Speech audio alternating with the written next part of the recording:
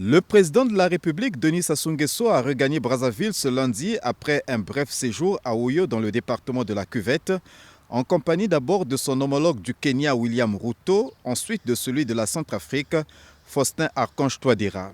Le premier, en visite d'État, entamé le 7 juillet dernier dans la capitale congolaise, l'a poursuivi le jour suivant au bord de l'Alima par son passage dans les unités de production à l'actif de son homologue congolais.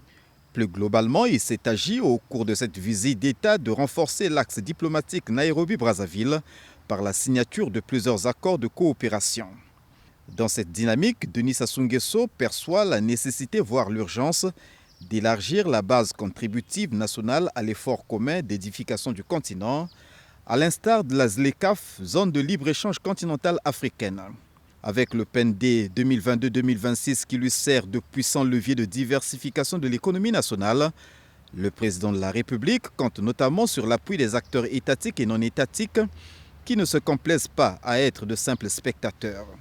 Le second, le président centrafricain Faustin Archange Touadéra, lui, a été en visite de travail à Oyo. Son pays, la RCA, entretient de bons rapports avec le Congo.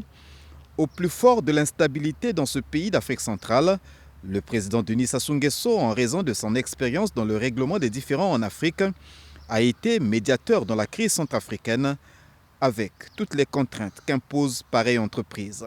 Pour cela, qu'importe les impondérables de la marche commune, les Centrafricains, à quelque niveau qu'ils se trouvent, lui sauront gré à tout jamais.